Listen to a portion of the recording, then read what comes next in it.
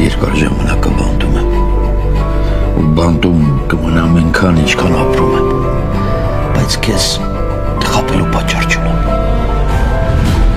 Ես իմ վրա եմ վերցրել մեղքը։ Ինքս խոստովանել եմ, հանձնվել եմ ոստիկանություն, խոստովանել եմ մեղքս։ Եթե շիշ, թող խոսեմ, որովհետև վերջին անգամ եմ խոսում։ Ալիսն ու Արամը վիճել են, այդ օրը վիճել են։ Ես չգիտեմ ինչի համար, բայց խոսակցություններից հասկացա, որ ինչ-որ լուրջ բանի շուրջ են վիճել։ Գալիս է, հրել Հարամին։ Սպանելու մտադրություն չի ունեցել։ Ստացվել է էլի։ Դրանից հետո Բալյանը իմանալով, որ ես ֆինանսական խնդիրներ ունեմ, առաջարկեց, որ ես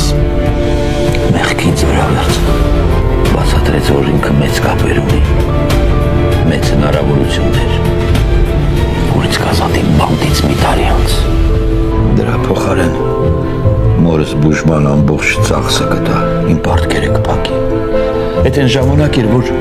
հենց նոր է իմ մորս հիվանդությունը հայտնաբերել։